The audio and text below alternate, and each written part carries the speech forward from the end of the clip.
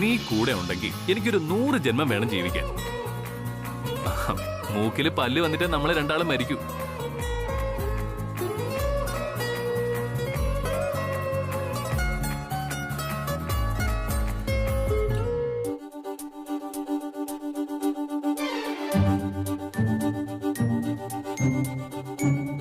ഓ തുടങ്ങി.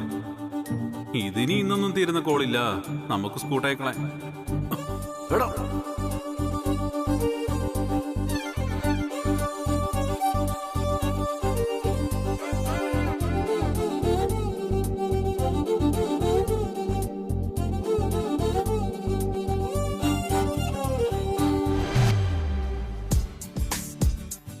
ആ എന്നാലേ ഞാൻ പിന്നെ വിളിക്കാം. എടാ, ഞാൻ നിന്നോട് എന്റെ സന്തോഷത്തിന്റെ കാര്യം പറഞ്ഞില്ലല്ലോ. അതായത് നമ്മുടെ കല്യാണിയില്ലേ? വേണ്ട, എല്ലാം എനിക്ക് മനസ്സിലായി. നീ എന്നെ വിടറാ എന്നെ.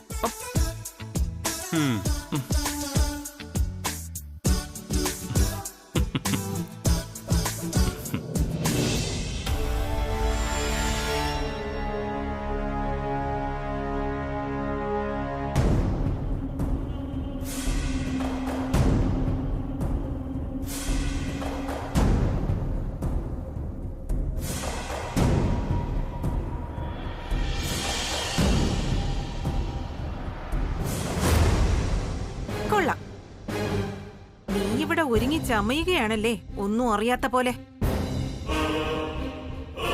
അറിഞ്ഞു ആന്റി, അറിഞ്ഞു. ആന്റിയുടെ പരിഭവം മനസ്സിലായി. പക്ഷേ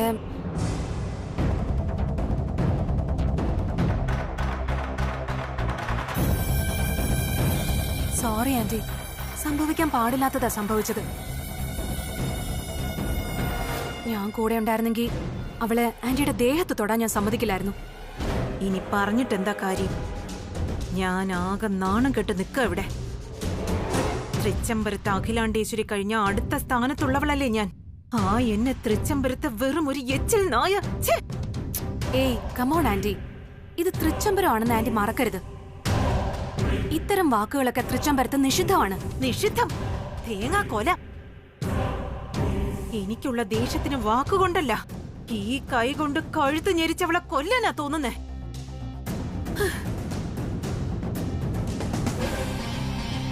ആന്റിയുടെ മനസ്സ് എത്രമാത്രം അസ്വസ്ഥമാണെന്ന് എനിക്ക് മനസ്സിലാവുന്നുണ്ട്. ഇപ്പൊ തോറ്റ് അവൾക്ക് തോൽവിയോടുള്ള പേടി തന്നെ മാറിയെന്ന് എനിക്ക് തോന്നുന്നേ. ഇനി അവളെ കൂടുതൽ സൂക്ഷിക്കണം.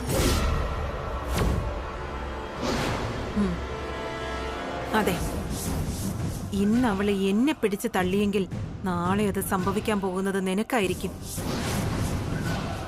കാരണം ഇപ്പോഴും എന്റെ കണ്ണിൽ നിന്നും അവൾ എന്നെ തള്ളിയിട്ട കാഴ്ച മായുന്നില്ല.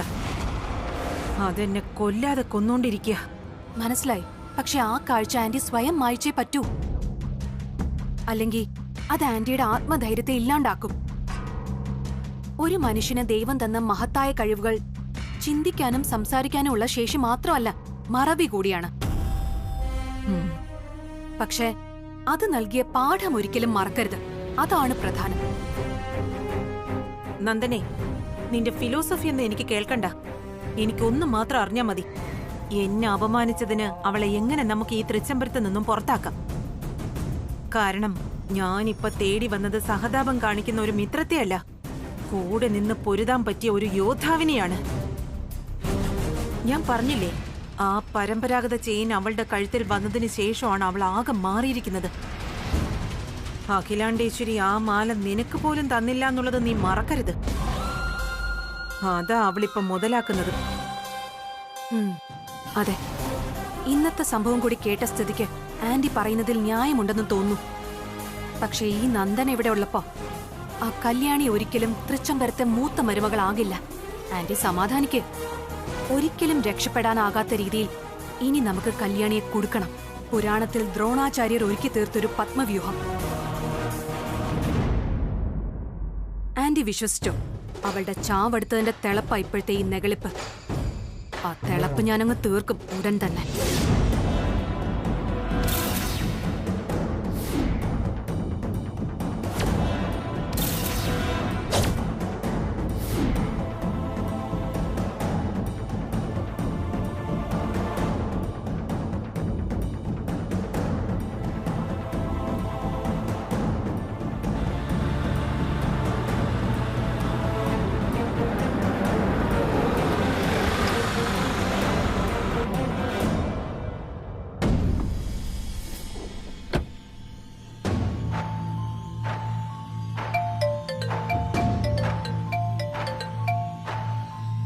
സുബ്ബണ്ണനാണല്ലോ. ആ സുബ്ബണ്ണ. ആ അരവിന്ദ്, ഞാനാ. ആ ബ്രോയാണോ? ഞാൻ ബ്രോയെ എത്ര പ്രാവശ്യം ട്രൈ ചെയ്തു എന്നറിയോ? എന്താ അവിടെ വല്ല റേഞ്ച് പ്രശ്നമുണ്ടോ? അല്ല, ഇത് സുബ്ബണ്ണന്റെ ഫോണാണല്ലോ. അത് എന്റെ ഫോണിന് എന്തോ ചെറിയ കംപ്ലൈന്റ്. അതാ സുബ്രുവിന്റെ ഫോണിൽ നിന്ന് വിളിച്ചത്. നീ ഓഫീസിലല്ലേ? അല്ല ബ്രോ, ഞാനേ ഒരു ഫയൽ എടുക്കാൻ വേണ്ടി മറന്നു. അപ്പൊ അതെടുക്കാൻ വേണ്ടി വീട്ടിലേക്ക് വന്ന് കേറിയുള്ളൂ. ആരും സംഭവങ്ങളൊന്നും അറിഞ്ഞിട്ടില്ലല്ലോ? ഇല്ല ബ്രോ. അല്ല അത് പോട്ടെ, ഇപ്പൊ ബ്രോക്ക് എങ്ങനെയുണ്ട്? വേദന ഉണ്ടോ? അല്ല ഡോക്ടർ എന്ത് പറഞ്ഞു? കുഴപ്പമില്ല. പിന്നെ ടാബ്ലറ്റ് 2 ദിവസം കൂടി കണ്ടിന്യൂ ചെയ്യാൻ പറഞ്ഞു. കഴിവതും യാത്രകളൊക്കെ ഒഴിവാക്കാൻ പറഞ്ഞിരിക്കുക. ഡോക്ടർ പറഞ്ഞ പോലെ റെസ്റ്റ് എടുക്കൂ ബ്രോ. പൂനെയില് ഒരു ബിസിനസ് മീറ്റിംഗ് ഉണ്ടായിരുന്നു 17-ാം തീയതി. അത് ബ്രോയോട് പോകാൻ പറയാൻ അമ്മ പറഞ്ഞത്. അതിപ്പോ സാരില്ല, ഞാനത് അമ്മോട് എങ്ങനെയും പറഞ്ഞോളാം. ശരി ബ്രോ, ഞാൻ വിളിച്ചേക്കാം. ശരി.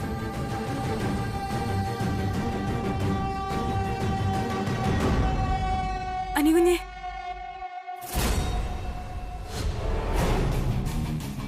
ആ കല്യാണി ഇവിടെ നിൽക്കായിരുന്നോ? അതെ. ആ ഞാനേ അത്യാവശ്യമായിട്ടൊരു ഫയൽ എടുക്കാണ്ടായിരുന്നു, അതുകൊണ്ട് തിരിച്ചു വന്നതാ. അനികുഞ്ഞേ, വല്യുഞ്ഞിന് എന്താ പറ്റിയേ? ബ്രോക്ക് എന്ത് പറ്റാൻ? നിനക്കെന്താ കല്യാണി, രാവിലെ വല്ല കുഴപ്പമുണ്ടോ? യാതൊരു കാര്യമില്ലാത്ത കാര്യത്തിന് വെറുതെ. അനികുഞ്ഞ് എന്റെ മുന്നിൽ നിന്ന് എന്തോ മറക്കുക. എന്റെ വല്യുഞ്ഞിന് എന്താ പറ്റിയേ? എനിക്കറിയണോ അത്? പറ അനികുഞ്ഞേ, വല്യുഞ്ഞിന് എന്തു പറ്റി? കല്യാണി, ദേ നീ വെറുതെ. വെറുതെ അല്ല, ഫോണിലൂടെ അനികുഞ്ഞ് ഡോക്ടർ എന്നോ ആശുപത്രി എന്നൊക്കെ പറയുന്നത് ഞാൻ കേട്ടതല്ലേ. അതെന്താ കാര്യം? അത് പറഞ്ഞാ മതി. കല്യാണി നീ ഒന്ന് പോയേ, എനിക്ക് അർജന്റ് മീറ്റിംഗ് ഉള്ളതാ. ഫയൽ എടുത്ത് ഉടനെ പോണം.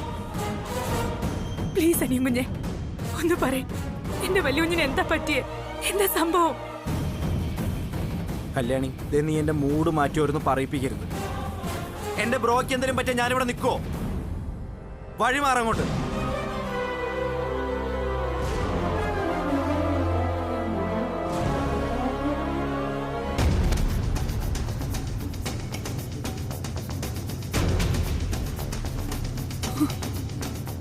ഇല്ല, എന്തോ അനിയുകുഞ്ഞ് എന്റെ അടുത്ത് നിന്ന് മറിക്കുന്നുണ്ട്. അതെനിക്ക് ഉറപ്പാ. സുബ്രസാറിനെ ഒന്ന് വിളിച്ച വിവരം അറിയായിരുന്നു. നമ്പർ അച്ഛന്റെ ഡയറിയിലുണ്ടാവും. ദേവി, എന്റെ വല്യുഞ്ഞിനൊന്നും വരുത്തല്ലേ.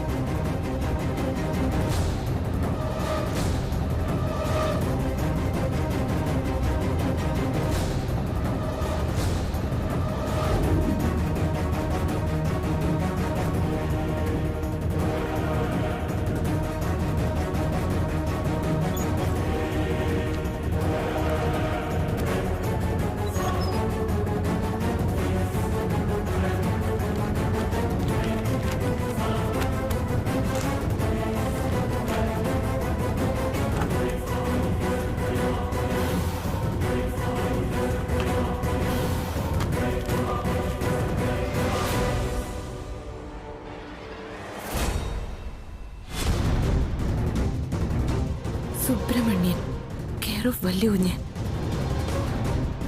അപ്പോ ഇത് തന്നെയായിരിക്കും നമ്പർ.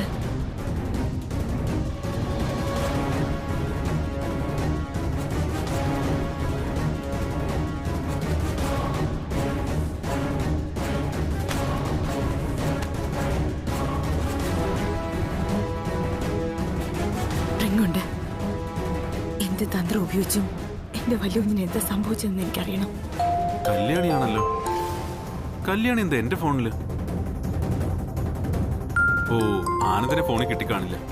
ഈ പ്രേമിക്കുന്നവരുടെ ഒരു കാര്യം, ഈ മൊബൈൽ ഫോൺ നെറ്റ്വർക്ക് 2 ദിവസം ചതിച്ചാൽ മതി, കൂട്ടം ആത്മഹത്യ നടക്കും. ഹലോ കല്യാണി, എന്തുണ്ട് വിശേഷം? സുബ്രസാറെ, വല്യുകുഞ്ഞ് അടുത്തുണ്ടോ? ഇല്ലല്ലോ. കല്യാണി, ഞാൻ പുറത്തേക്കൊന്ന് പോയാറങ്ങിയതാ.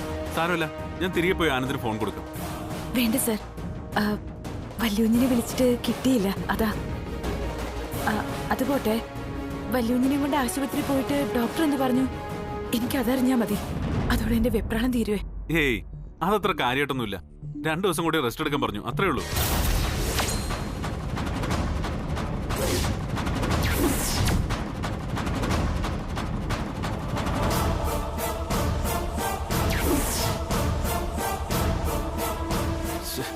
അബദ്ധമായി പോയല്ലോ.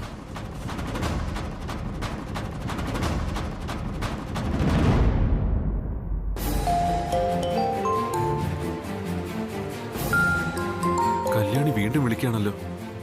ഫോൺ എടുക്കാറുന്ന വലിയ പ്രശ്നമാണ്.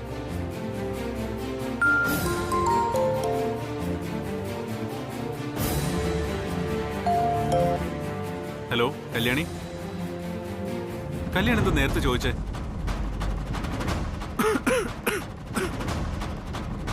നല്ല ചുമയായിരുന്നോണ്ട് ഞാൻ ഡോക്ടറെ കാണാൻ പോയിരുന്നു. 2 ദിവസം റെസ്റ്റ് എടുക്കണമെന്ന് പറഞ്ഞു. നടക്കുന്ന കാര്യമാണ്. ഞങ്ങൾ കുടുംബപരമായിട്ട് ആസ്മയുള്ളവരാ. അതാ ഈ ഡിസംബർ ജനുവരി മാസം കയറി കിടക്കുന്നേ. എന്തിനാ സാറേ എന്നോട് ഓരോന്ന് മറച്ചു വെക്കണേ? അനിയും കുഞ്ഞെല്ലാം പറഞ്ഞു കഴിഞ്ഞതാ. ഞാനതിന്റെ ഡീറ്റെയിൽസ് ചോദിക്കുന്നേ ഉള്ളൂ. ഓ അങ്ങനെയാണോ? അതെ കല്യാണി, ആനന്ദിന്റെ തലയിൽ ചെറിയൊരു പോറല് ഇപ്പൊ എല്ലാം മാറി. ആദ്യം ഐസിയിൽ കിടന്നപ്പോ ഞാനും പേടിച്ചു എന്നുള്ള സത്യം.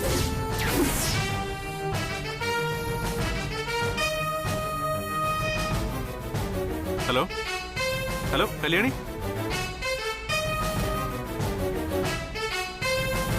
കട്ടായി. ആദ്യം ആനന്ദിന്റെ ഫോൺ ശരിയായോ എന്ന് അറിയണം. സിമ്മിന്റെ കുഴപ്പമാണെന്ന് ആനന്ദ് പറഞ്ഞത്.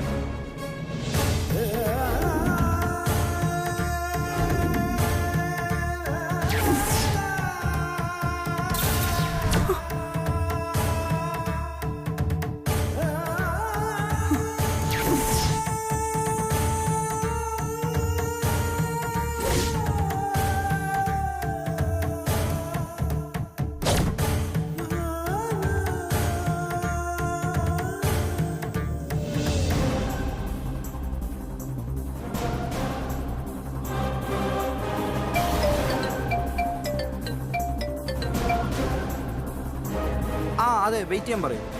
ഞാൻ ഇറങ്ങി ഹാഫ് ആൻ അവറിലെത്തും. ശരി ശരി ഓക്കെ. അനികുഞ്ഞേ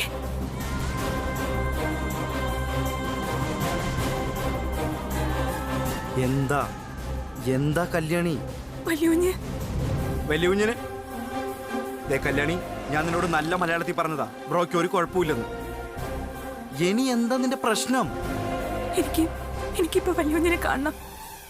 ചേടാ ഇത് വലിയ ശല്യമായല്ലോ. കല്യാണി നിനക്കെന്താ ഭ്രാന്ത് പിടിച്ചോ? കാര്യം പറഞ്ഞാൽ മനസ്സിലാവില്ല. ദേ നോക്ക്, ഞാൻ നിന്നോട് നേരത്തെ പറഞ്ഞതാ നിന്റെ ചോദ്യങ്ങൾക്കും സംശയങ്ങൾക്കും ഉത്തരം പറഞ്ഞു നിൽക്കാൻ എനിക്ക് സമയമില്ലെന്ന്. നീ ഒന്ന് പോയെ. ഞാൻ അറിഞ്ഞു വലിയ തല പൊട്ടിയ കാര്യം.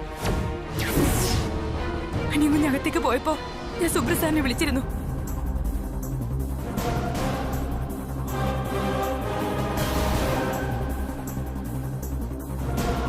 അപ്പൊ കാര്യങ്ങളൊക്കെ അറിഞ്ഞൂല്ലേ?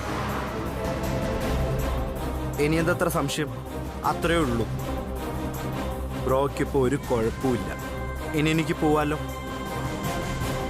പോയിട്ട് ഒരുപാട് കാര്യങ്ങളുള്ളത്. അവിടെ ഓഫീസിൽ ക്ലയൻസ് വെയിറ്റിംഗിലാ. എനിക്ക് വലിയ കാണാൻ ഒരു സമാധാനമില്ല. അതിന് എനിക്കെന്ത് ചെയ്യാൻ പറ്റും കല്യാണി? നീ എന്തൊക്കെയാ പറയുന്നേ? സുബ്ബണ്ണൻ വിളിച്ചിട്ട് ബ്രോ വെന്റിലേറ്ററിലാണെന്നൊന്നല്ലോ പറഞ്ഞത്. ഇത്ര ധൃതി കാണിക്കാൻ. അതോ മുംബൈ പോയിട്ട് ബ്രോയെ കാണണമെന്നുണ്ടോ? നടക്കില്ല. ദേ എനിക്ക് ചിലപ്പോ എന്നെ തന്നെ നിയന്ത്രിക്കാൻ പറ്റാതെ വരും. പറഞ്ഞേക്കാം. എനിക്ക് ഒരു സമാധാനമില്ല. എനിക്ക് എന്റെ വലിയ കണ്ടേ പറ്റൂ. കല്യാണി, ഞാനിവിടെ ബിസിനസ് കാര്യങ്ങളായിട്ട് ആകെ ടെൻഷൻ അടിച്ച് നിൽക്കുക. അതിനിടയിൽ എന്നെയും കൂടി വെറുതെ ഭ്രാന്ത് പിടിപ്പിക്കരുത്. ദേ നീ കിച്ചണിൽ പോയിട്ട് വല്ല പണിയും ചെയ്യാൻ നോക്ക്.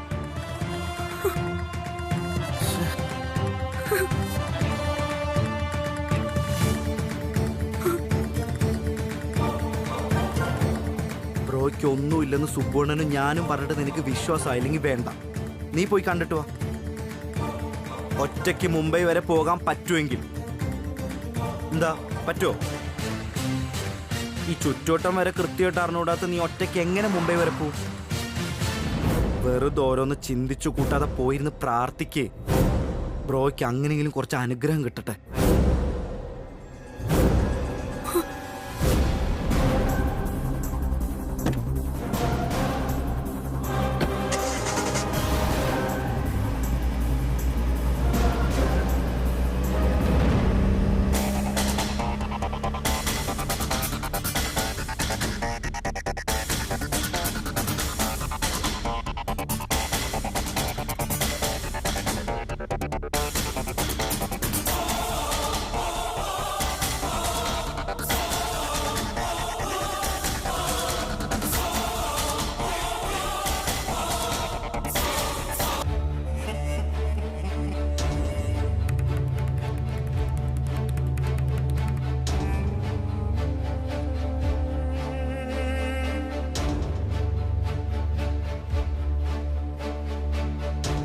ആനന്ദിന്റെ തലയിൽ ചെറിയൊരു പോറല്. ഇപ്പൊ എല്ലാം മാറി.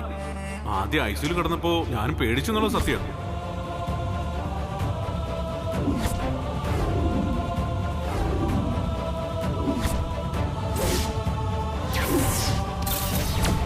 തൃച്ചംബരത്തെ മൂത്ത മരുമകൾ അണിയേണ്ട ആ പരമ്പരാഗത മാല എച്ചിൽ പാത്രം കഴുകുന്ന അടുക്കളക്കാരി അണിഞ്ഞ് നടന്നാ പിന്നെ കുടുംബത്തിലെ പൂർവാത്മാക്കൾക്ക് കോപമുണ്ടാകും. അത് തീർച്ചയാ.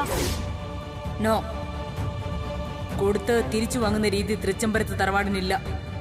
അതിന് എന്ത് സംഭവിച്ചാലും ഉപഹാരമായി കൊടുത്തത് തന്നെയാണ്.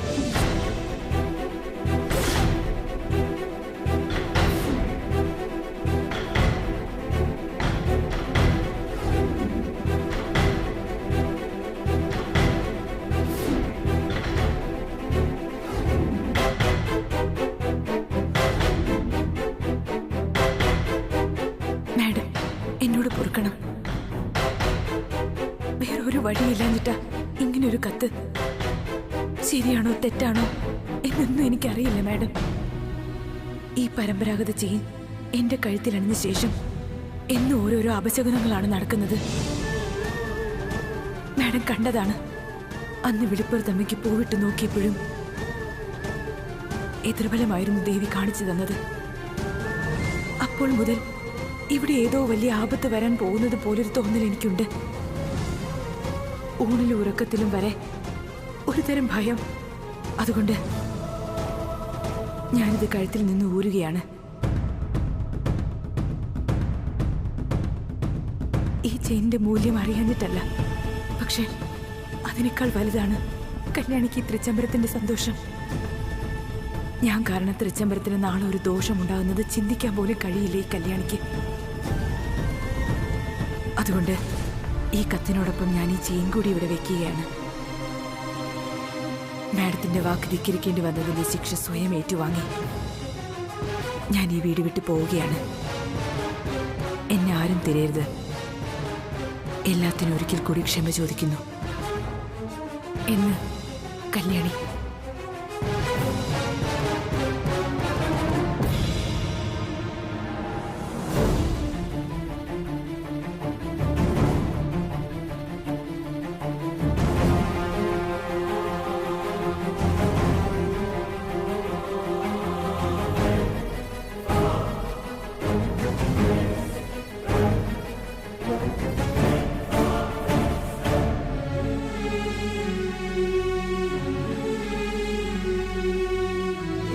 ഇല്ലമ്മേ, പ്രത്യേകിച്ച് വിശേഷമൊന്നും പറയാനില്ല. ഓഫീസ് കാര്യങ്ങളൊക്കെ സ്മൂത്താ. തൃച്ചംബരത്തും കുഴപ്പമൊന്നുമില്ല. ആ പിന്നെ അഖിലാന്റി അമ്മയെ കാണാനില്ലല്ലോ എന്ന് ഇടയ്ക്ക് പറയാറുണ്ട്. പറ്റുമെങ്കിൽ ഇടയ്ക്ക് ഇങ്ങോട്ടൊന്ന് ഇറങ്ങ്.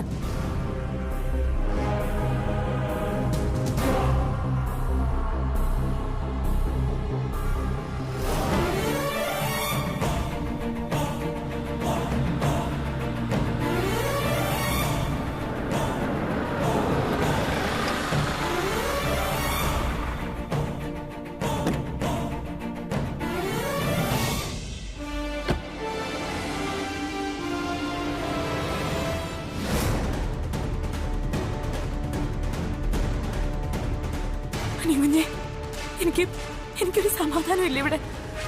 വല്ലുഞ്ഞിന് എന്തോ വലിയൊരു അപകടം സംഭവിച്ചിട്ടുണ്ടെന്ന് എനിക്കൊരു തോന്നല്. എന്നെ മറക്കി എല്ലാരും കൂടി. ഇപ്പൊ വിളിച്ചിട്ട് ഫോൺ എടുക്കുന്നുമില്ല. എന്താ എന്റെ വല്ലുഞ്ഞിന് സംഭവിച്ചേ? അനിയും കുഞ്ഞെങ്കിലും ഒന്ന് പറ. കല്യാണി, വെറുതെ നീ ഇങ്ങനെ സ്വയം പ്രാന്ത് പിടിക്കരുത്. തൽക്കാലം നീ വേറെ ഒന്നും ചിന്തിക്കണ്ട. നിനക്കിപ്പോ ബ്രോയെ നേരിട്ട് കാണണം, അത്രയല്ലേ ഉള്ളൂ. നാളെ രാവിലെ നമുക്ക് മുംബൈക്ക് പോവാം. അതോടെ കഴിയില്ലേ കാര്യങ്ങൾ? വേണ്ട, എന്നെ വെറുതെ പറ്റിക്കാനല്ലേ. വല്ലുഞ്ഞിനെ കാണാണ്ട് ഒരു നിമിഷം പോലും ജീവിക്കാൻ പറ്റില്ല എനിക്ക്. എന്റെ അവസ്ഥയൊന്നും മനസ്സിലാക്കാനേ കുഞ്ഞ്. സത്യം പറ, എന്റെ വല്ലുഞ്ഞിന് എന്താ സംഭവിച്ചേ? സത്യം പറഞ്ഞില്ലെങ്കിൽ നാളെ നേരം വിളിക്കുമ്പോ ഈ കല്യാണി ജീവനോടുണ്ടാവില്ല. കല്യാണി, നീ വെറുതെ അബദ്ധമൊന്നും കാണിക്കരുത്. ഞാൻ പറഞ്ഞാൽ നിനക്ക് വിശ്വാസമായില്ലെങ്കിൽ എന്നത് വെച്ചോ. പിടിക്കേ.